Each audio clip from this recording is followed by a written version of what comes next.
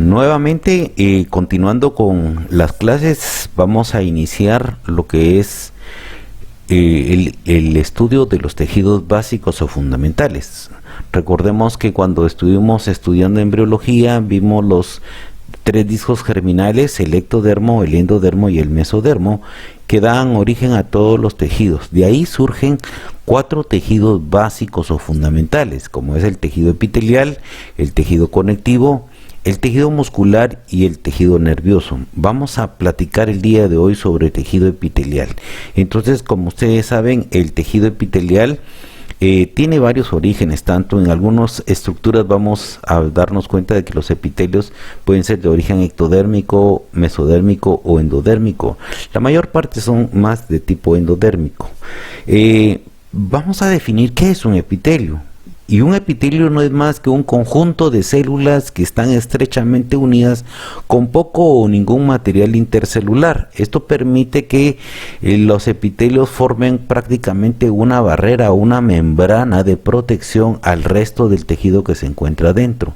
Esto nos va a permitir muchas funciones del tejido epitelial, que va a permitir interactuar el medio externo o la estructura con la que esté funcionando en la parte superficial del epitelio, relacionarlo con el medio interno de los tejidos que se encuentran debajo de dicho epitelio. Y para eso tenemos que conocer nosotros qué características debe de tener un epitelio, cómo se debe constituir. Notemos aquí en estas dos imágenes que existe un tubo, en este caso. Entonces aquí nosotros estamos hablando de un revestimiento de la cavidad, en este caso de una glándula. El epitelio prácticamente reviste todo este conducto en todo su recorrido, y las secreciones que son producidas a este nivel son transportadas del tejido hacia la luz del epitelio para que pueda ser transportado el material. En este caso estamos hablando de un conducto de una glándula, entonces estamos hablando de revestimiento, pero también una superficie externa, ¿verdad?, de un órgano que puede tener, en este caso es piel, y hablamos nosotros de un epitelio de protección que interactúa con el medio exterior, ¿verdad? Entonces reviste o cubre una superficie. Prácticamente esa es la principal función de un tejido epitelial. Debe tener muchas características en un epitelio. Entonces vemos aquí en este esquema, vemos aquí un epitelio cilíndrico simple, lo que está esquematizando. Vemos aquí un tejido conectivo que está debajo del epitelio y una lámina basal de sostén. Lo importante en esta diapositiva es ver las características o la polaridad de la célula. Vamos a tener una polaridad apical, una polaridad basal y una polaridad lateral. Esto le permite básicamente al epitelio poder tener diferentes regiones que interactúe con diferentes medios. Por ejemplo, la región apical es la superficie, y estas células o esta parte de las células, en este caso por ser una sola capa, va a tener la misma célula, tiene dos polaridades, tanto apical como basal.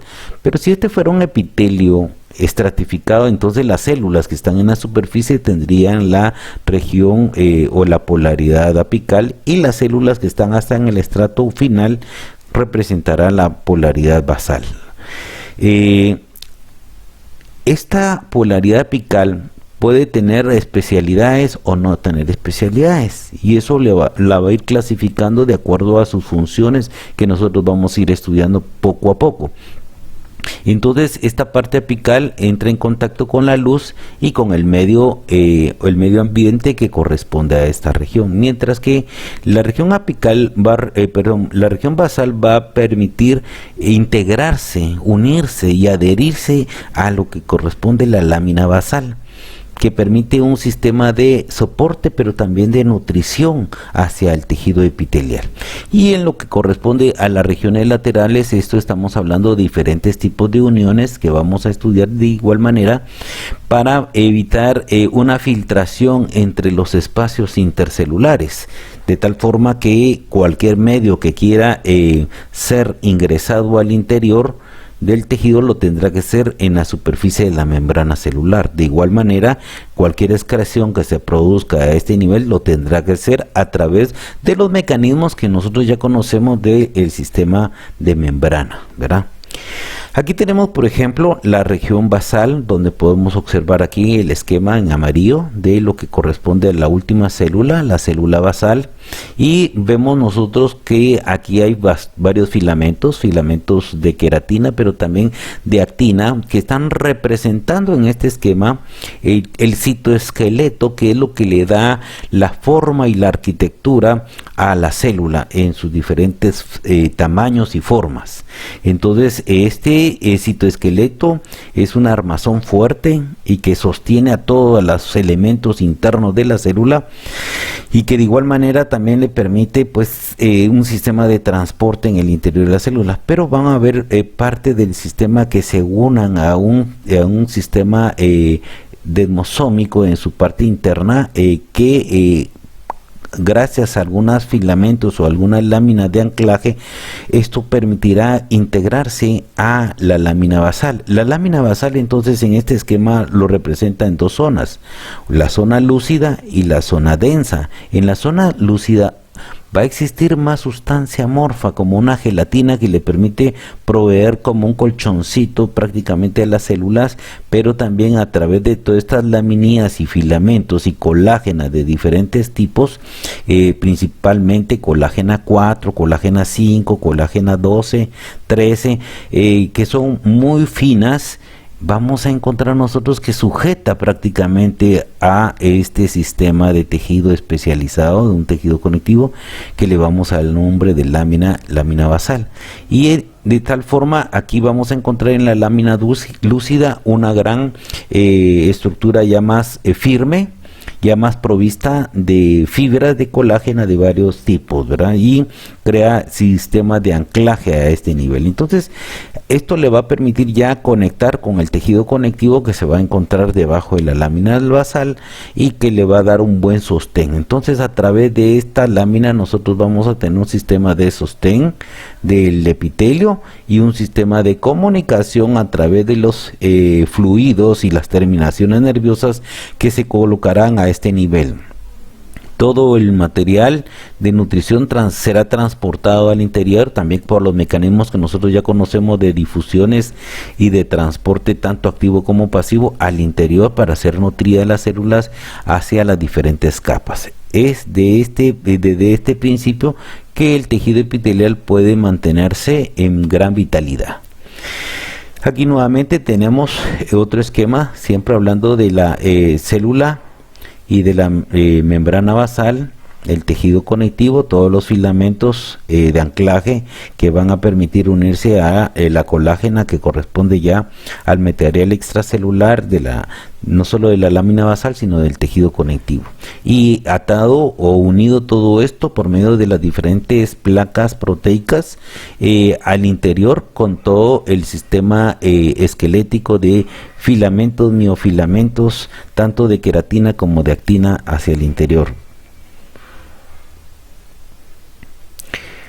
Hablando ahora en relación a las uniones laterales, vamos a platicar básicamente de cuatro: las ocludentes, occludens, las desmosómicas, las adherentes, las desmosómicas y las comunicantes. Este tipo de uniones nos van a crear un sistema de integración. Al principio vamos a ver nosotros las uniones ocludentes, que nos van a permitir crear un sistema de proteínas entre membranas celulares y membranas celulares, que también de igual forma se integran al citoesqueleto de cada una de las diferentes células. Entonces, aquí es una unión de células. Vale la pena comentar que tanto por las proteínas claudinas como las ocludinas se fusionan los que corresponden a las láminas externas. Recordemos nosotros que la membrana epitelial tiene dos capas, una interna y una externa. Entonces la capa externa de ambas células, gracias a este sistema proteico, se fusionan prácticamente, creando una impermeabilidad, como podemos observar aquí, algunas moléculas que quieren ingresar, completamente está sellada esa zona, no pueden permeabilizar a través de este sistema de unión. Tendrá que hacer este mecanismo de transporte por la membrana celular propiamente dicho, ya como nosotros conocemos. Entonces aquí tenemos nuestra primera unión, y esta la vamos a observar más en la región apical de las células, que le va a permitir darle una buena unión que no permite esa porosidad, para evitar el ingreso de algunos patógenos, microorganismos de diferentes tipos, o para evitar también algunos filtrados de sustancias que puedan ser dañinas. Más adelante, si nosotros recordamos, tenemos ya lo que son unas uniones adherentes, que están conformados cada célula con diferentes tipos de proteínas, en este caso las caderinas, que se integran. Estas están activas por medio del ion calcio, y prácticamente se van a integrar en este principio por algunas caterinas que están en el interior, proteínas caterinas que complementan o se integran a los filamentos de actina. Entonces ahí tenemos nosotros otro sistema de membranas ya de unión, que son más fuertes, son más tensas, no permitirán prácticamente en ningún momento dado la separación de dicha unión. Y tenemos nuevamente los de mácula densa o desmosómicas, ¿verdad? Estas son placas desmosómicas. Aquí en el exterior de las membranas van a haber proteínas de cada célula, de caderinas, que se integran nuevamente, ¿verdad?, por la fusión de calcios a este nivel, y las placas desmosómicas, que se integran también a los filamentos de queratina, y estos filamentos de queratina a todo el citoesqueleto que constituye la célula. Entonces aquí hay un refuerzo, una mayor fuerza, de tal manera que por medio de todas estas uniones que hemos mencionado, en este momento la célula no podría separarse de una forma muy fácil. La única manera que se lograría separar esa unión celular es que las células se rompan, ¿verdad?, rompiendo prácticamente ese tejido para poder penetrar al interior. Entonces es un lugar muy íntegro a ese nivel. Y por último tendríamos nosotros las uniones GRAP, ¿verdad?, o también conocidas como uniones comunicantes, que están formadas por unidades. Cada unidad de estas se le da el nombre de conexinas, ¿verdad? Más o menos están conformadas por 6 conexinas, y que el conjunto de estas conexinas van a formar un conexón. Este conexón va a permitir la comunicación, es como un tubo que estuviera atravesando ambas membranas citoplásmicas, comunicando el citoplasma de una célula hacia la otra célula. Lo interesante es que estas uniones comunicantes no están permeables constantemente, se cierran y se abren, y va a obedecer a los sistemas de comunicación de una forma selectiva de igual forma. Entonces los fluidos entre citoplasma va a depender de la necesidad de la célula vecina hacia la otra célula para poder transportar algunos elementos. Entonces esto, conforme se va desarrollando el funcionamiento, la nutrición, por ejemplo, de una célula a la otra, viene de la lámina basal, sube a los diferentes estratos para que la última célula que se encuentra en la región apital, hablando de un epitelio estratificado, también pueda llegarle nutrientes. Esto nos confirma, gracias a este sistema, cómo se nutre, porque no hay capilaridad dentro de la membrana epitelial, no existen capilares. Entonces la única forma de poder nutrir todos los estratos, dependiendo del tipo de epitelio, es a través de estas uniones comunicantes. Y también no solo nutrición, sino también de estímulos para cierta actividad que nosotros tengamos. Las funciones epiteliales van a ser de diferentes tipos, dependiendo del tipo de epitelio, las características que tenga cada uno, el número de capas que presente, la forma de sus células y la especialidad que pueda presentar en la región apical. Entonces, entre estas van a haber epitelios de protección, ¿verdad?, que son prácticamente un sistema mecánico que va a través de la erosión o de la fricción se van a desgastar algunas láminas. Entonces, en este tipo de epitelio no solo va a ser un epitelio estratificado, sino probablemente tenga queratina, ¿verdad? Evitando de igual manera perder mucha cantidad de líquido. Recordemos que el cuerpo, gracias a las membranas epiteliales, conserva la cantidad de líquido que debe de mantener la homeostasis en el cuerpo, ¿verdad? Entonces no solo evita una lesión al tejido, evita perder fluidos, evita el ingreso de agentes o microorganismos que puedan ocasionar una enfermedad, y también crean otro tipo de metabolismos, ya sea van a absorber nutrientes, van a absorber sustancias, pero de igual forma van a secretar y van a eliminar hacia el exterior para poder activar a otros elementos, o que esos productos que ellos están elaborando, cada célula está elaborando, puedan servir en el espacio extracelular. Entonces, de tal forma que vamos a tener muchas funciones dependiendo las características que tenga cada uno de los diferentes epitelios, y por eso nosotros tenemos que clasificar ese tipo de epitelios, que es fundamental para poderlo estudiar, y va a depender de dos diferentes factores, ¿verdad?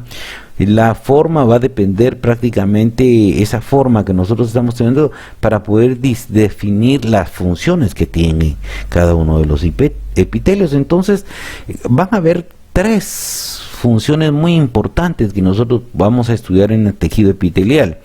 Por ejemplo, el epitelio de revestimiento, que vamos a platicarlo en sus diferentes formas. Vamos a hablar de epitelios simples o epitelio estratificado, que son muy importantes con todas las características que a continuación vamos a platicar de él.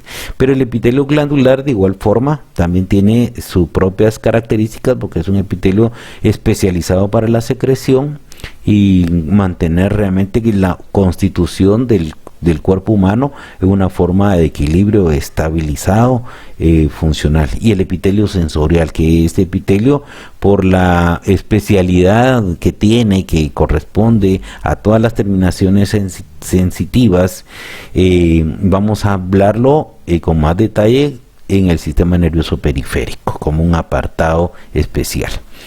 Hablando entonces del epitelio de revestimiento, dijimos que para poder nosotros clasificar este epitelio de revestimiento necesitamos tres elementos: forma, número de capas y especialidad. Entre la forma de las células es la que nos va a ir definiendo nosotros de qué epitelio estamos estudiando. Y la forma de las células pueden ser células planas, también conocidas como células escamosas, células cúbicas, células cilíndricas, que también se puede en otros libros conocerla como células columnares o prismáticas.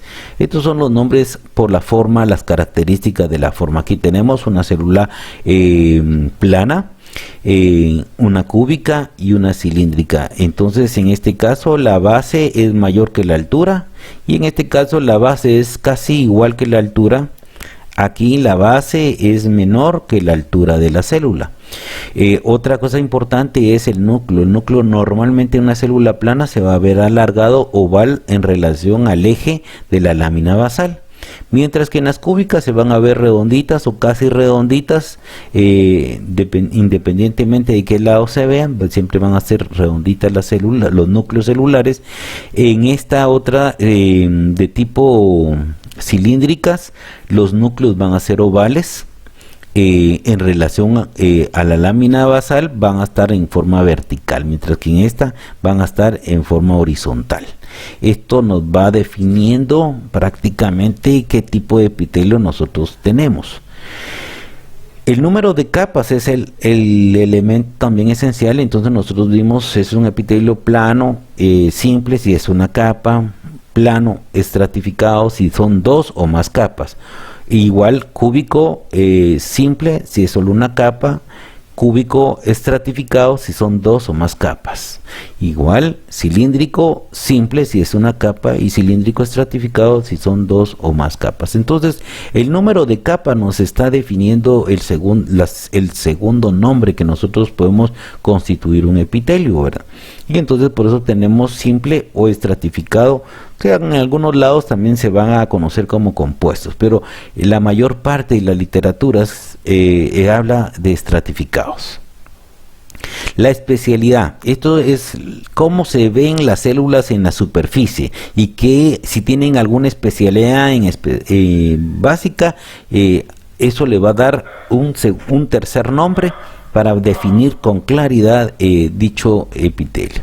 Por ejemplo, aquí nosotros vamos a ver que este es un epitelio plano simple, solo una capa, ¿verdad?, de células ovales. En todo eso está el perímetro de toda una vena que se puede observar. Aquí podemos ver otro capilar, este se ve redondito, ¿verdad? Y aquí podemos ver, ahí están los núcleos de la célula. No confundir esto, que son eritrocitos. Aquí prácticamente se ve el endotelio, ¿verdad? Es una sola capa, son células planas. Aquí igual podemos observar células planas en toda la periferia y después tejido conectivo y tejido muscular que nosotros podemos observar. Este es la luz, el espacio donde recorre la sangre, y estas son las células que están en contacto con esta sangre. Aquí tenemos nuevamente el epitelio visto de otra forma. Vean ovalados los núcleos, porque los núcleos son los que más vamos a poder identificar. Las membranas celulares casi no son visibles. En algunos momentos las membranas pueden ser visibles, pero no siempre vamos a tener esa ayuda. Entonces los núcleos son los que nos ayudan. Aquí, por ejemplo, tenemos un epitelio cúbico simple. Vean ustedes, este es un corte histológico de riñón. Las células son ovales, una sola capa, pero en este otro, esta es una cápsula que cubre, este es un glomérulo, y aquí está el epitelio plano estratificado. Miren, plano estratificado.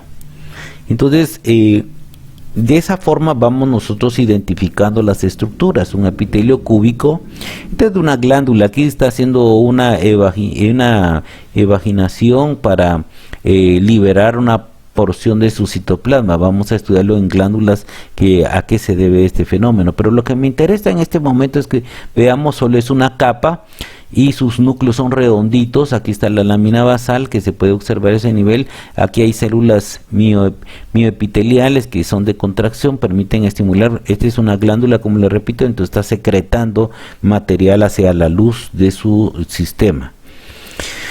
Veamos aquí un corte también de riñón, una parte donde solo se ven todos los túbulos renales. Vemos un epitelio cúbico simple. Cada una de estas estructuras es un epitelio. Miren, y ahí se mira prácticamente la pequeña lámina de sostén, que es tejido conectivo. Entonces hay poco tejido, pero está presente. Un vaso sanguíneo de diferentes calibres a este nivel. También podemos observarlo como epitelio plano simple, verán unos capilares.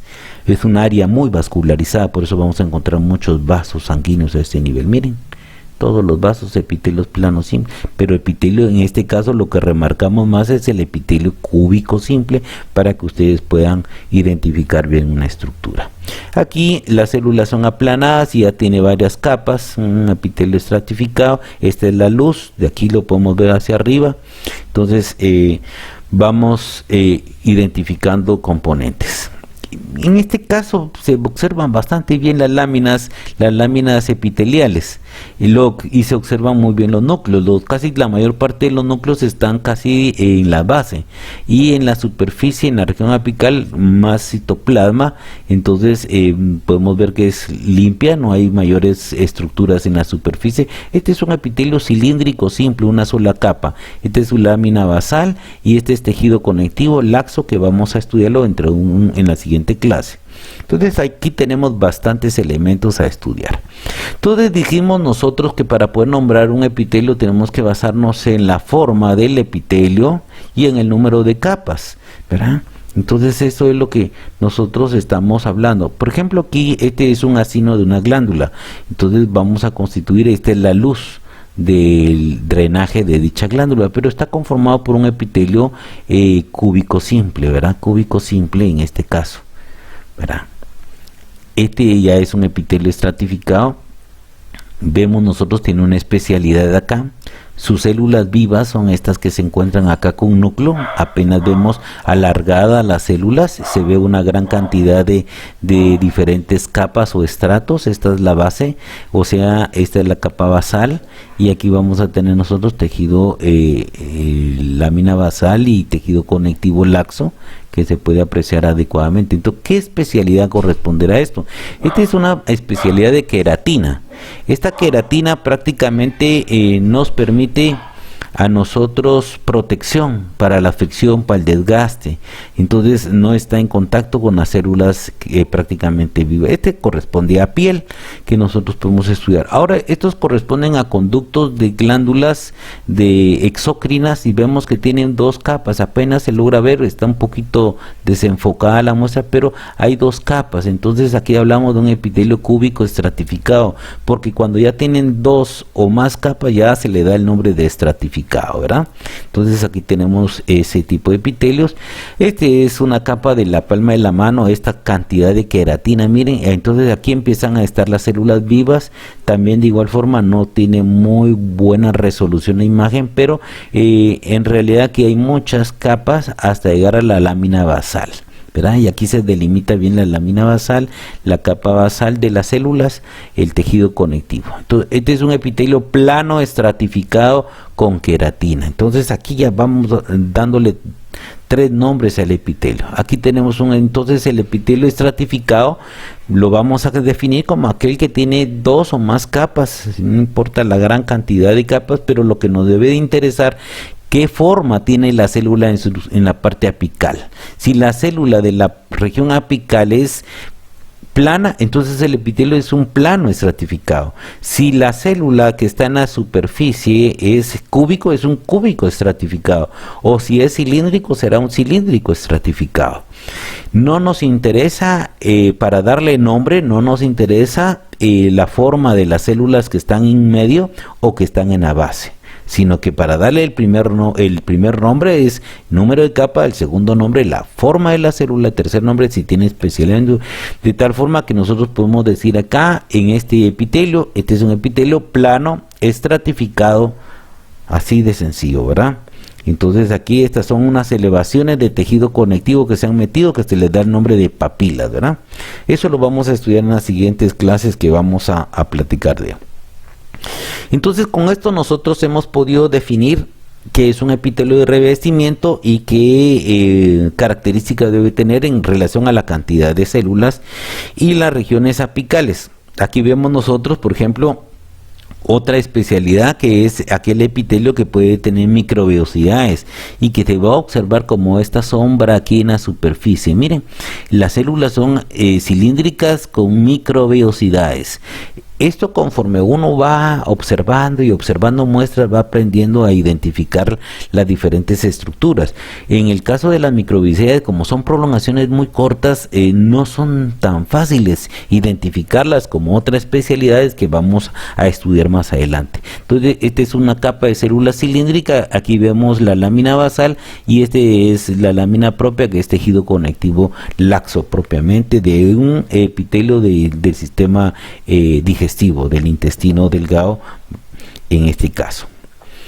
Aquí tenemos este es otro epitelio. Aquí vamos a hacer un pequeño paréntesis porque este epitelio no lo había comentado.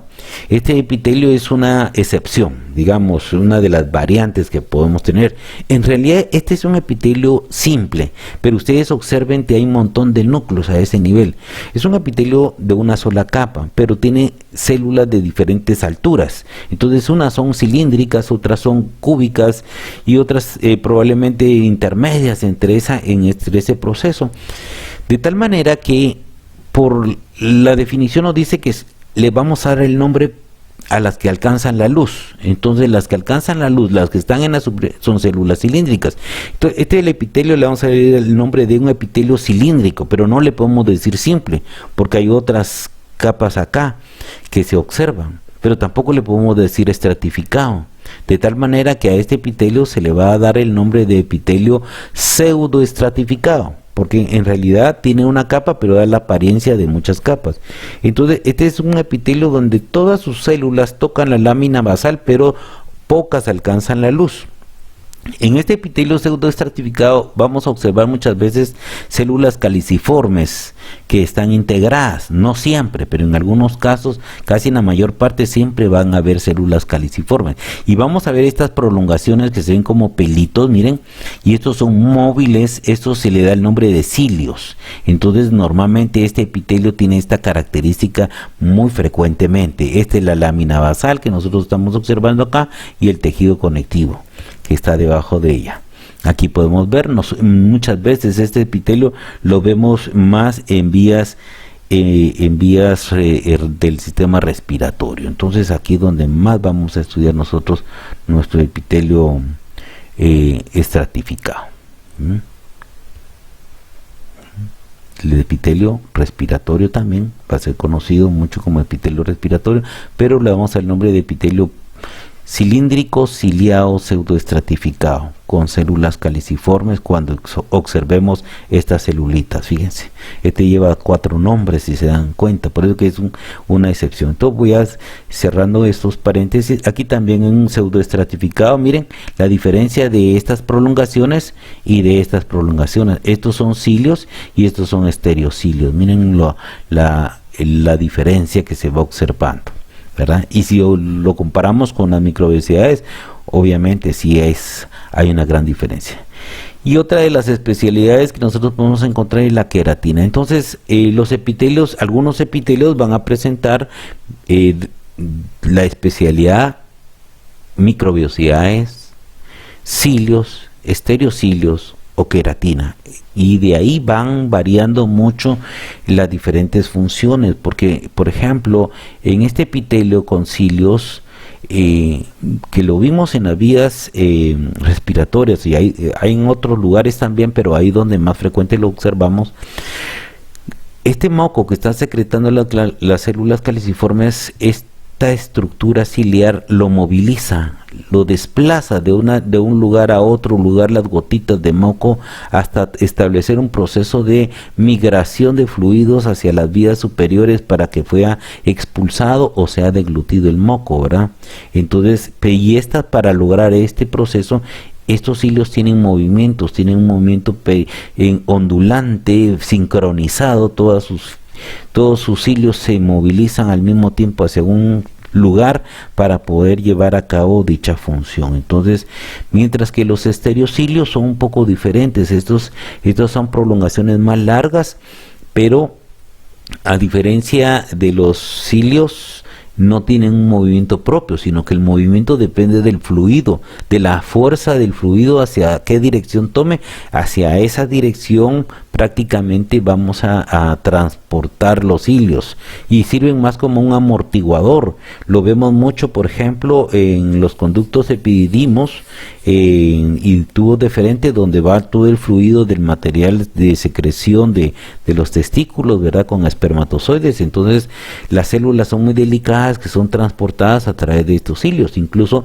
también en la ampolla del útero, que transporta a través de los oviductos el óvulo, ya después de que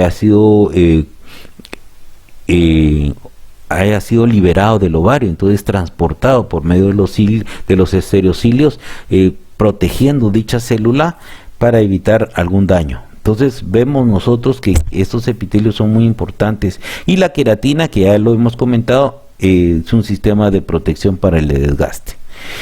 Este es otro, aquí abrimos otro paréntesis, este es otro epitelio muy importante y muy especial. Normalmente casi que solo lo vemos en las vías urinarias, y de tal forma que por eso se le da el nombre de urotelio.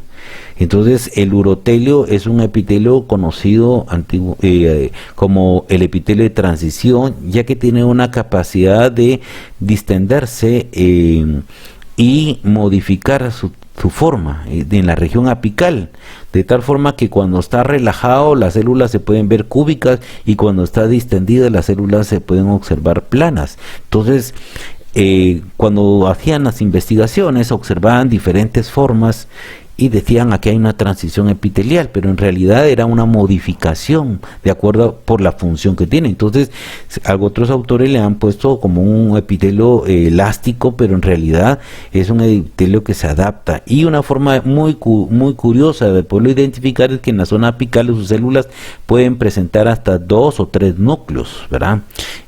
No es uniforme, tiene prolongaciones como que fuera un sistema de cierre, como estas elevaciones y invaginaciones así. Esta es la forma del epitelio y esto es lo clásico para poder hacer un diagnóstico de qué regiones.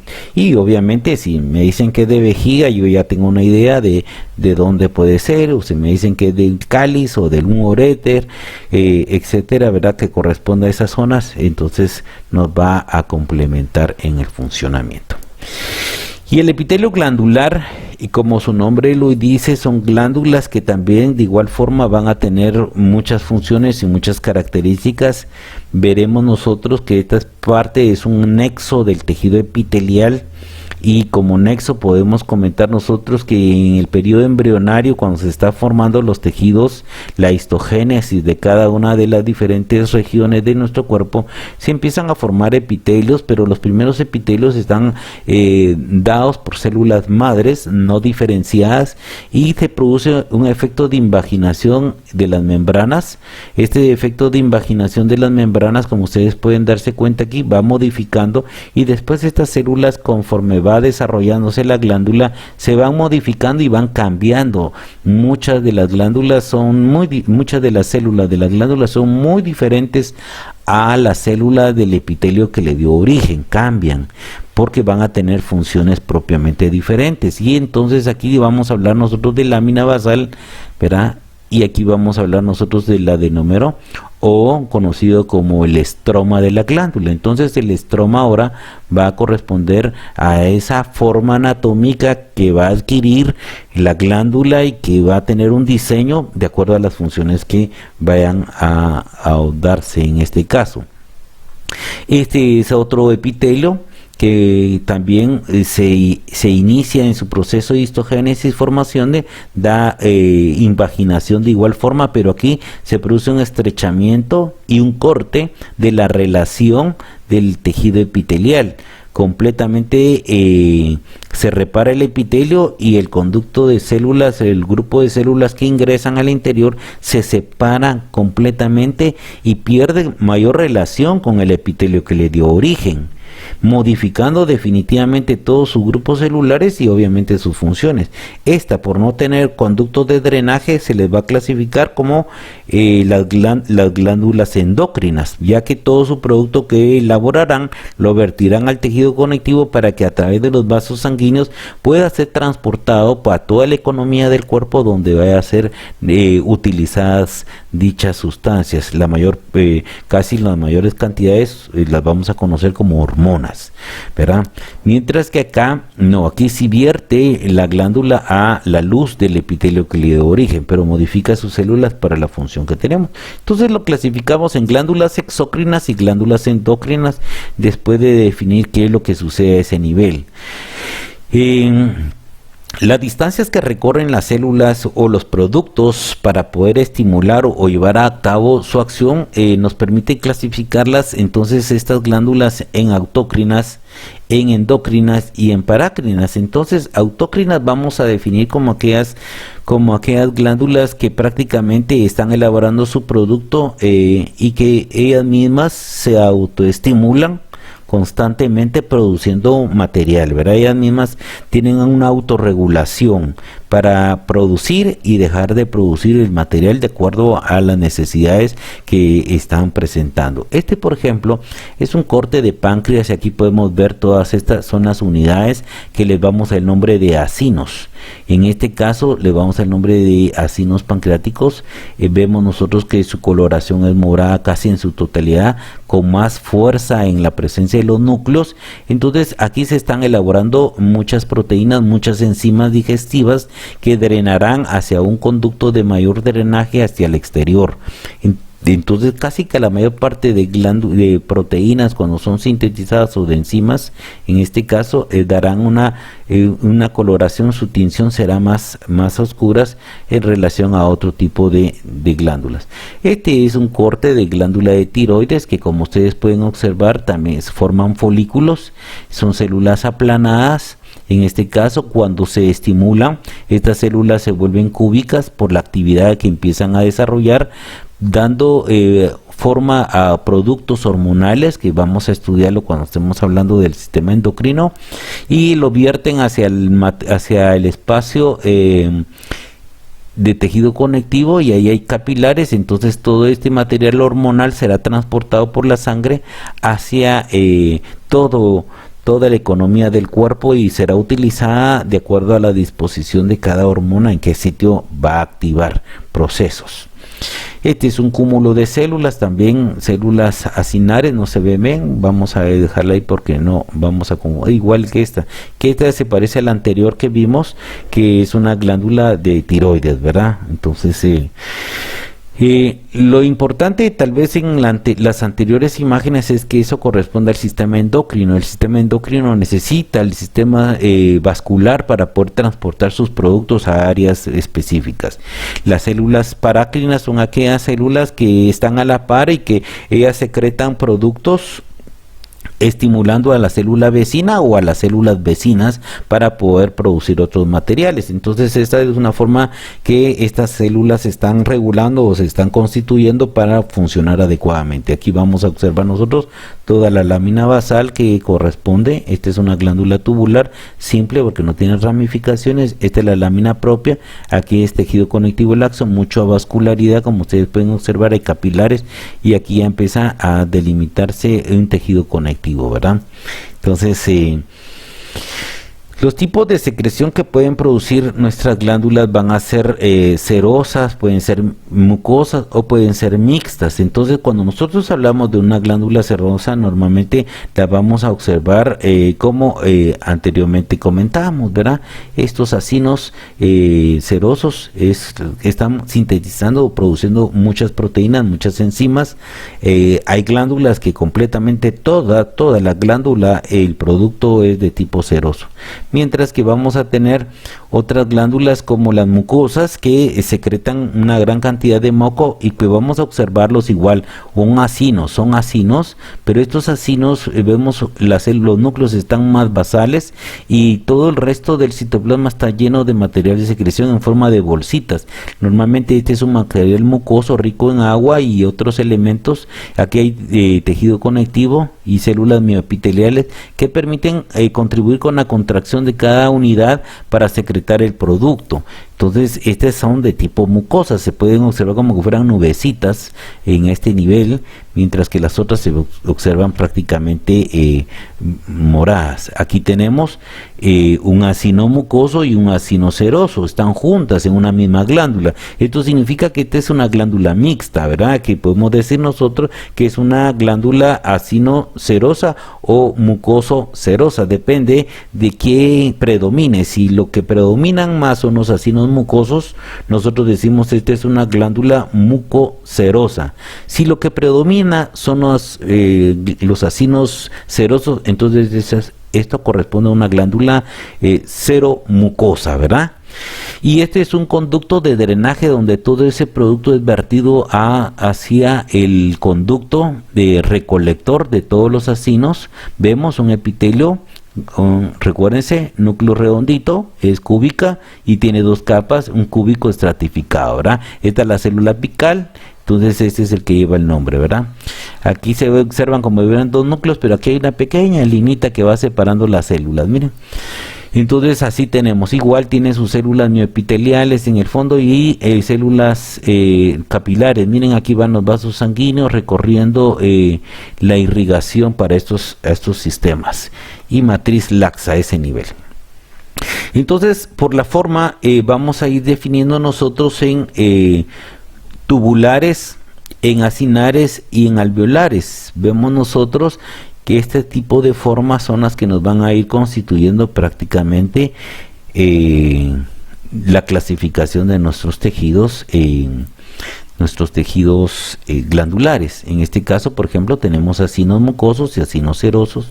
Esto corresponde a una glándula mixta. Aquí todavía no estamos, pero aprovechando músculo esquelético, ahora que podemos ver tejido conectivo, vemos en este pequeño espacio, estamos viendo tres epitelios, tres tejidos básicos, ¿verdad? Muscular, glandular, ¿verdad? Tejido conectivo.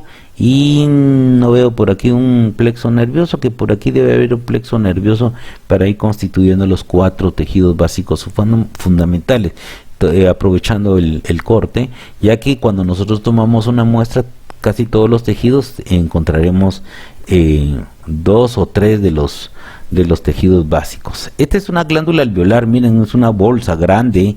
Este es un epitelio cúbico simple, como habíamos comentado. Aquí están sus células miopiteliales, que son de contractibilidad, ¿verdad? Que le ayuda, pero estas células producen una evaginación, miren cómo perdiendo parte de su citoplasma, ya que van a hacer una exocitosis a este nivel, liberando grandes cantidades de su producto que han elaborado. Esta glándula corresponde a una glándula, ¿cómo se llama?, de las productoras de leche, las glándulas mamarias, y que está llenando toda la luz del espacio de leche prácticamente en sus diferentes constituciones, y que será transportado a conductos que recopilen todo el producto hasta llegar a la parte del pezón final, para que el bebé pueda succionar este producto nutritivo. Entonces, por eso que sus citoplasmas se ven más oscuritos, y se dan porque es una gran carga proteica la que se están llevando a cabo.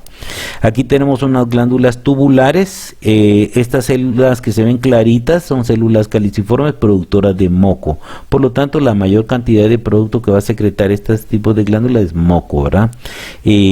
Observamos la lámina basal y células mioepiteliales, y observamos aquí tejido conectivo laxo, ¿verdad? Areolar laxo, que ya lo habíamos comentado con anterioridad.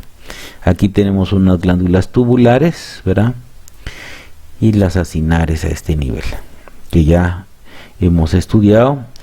Por su ubicación en tejidos, nosotros vamos a clasificar las glándulas que pueden presentarse como órganos propiamente. Cuando hablamos como órganos, estamos hablando del hipófisis, estamos hablando de la glándula de la tiroides, de las suprarrenales, del páncreas, que son órganos bien constituidos, ¿verdad? Bien formados, bien grandes. El hígado también, que están formando prácticamente, tienen un sistema propio, una cápsula propia, un sistema de irrigación propio, etcétera, ¿verdad?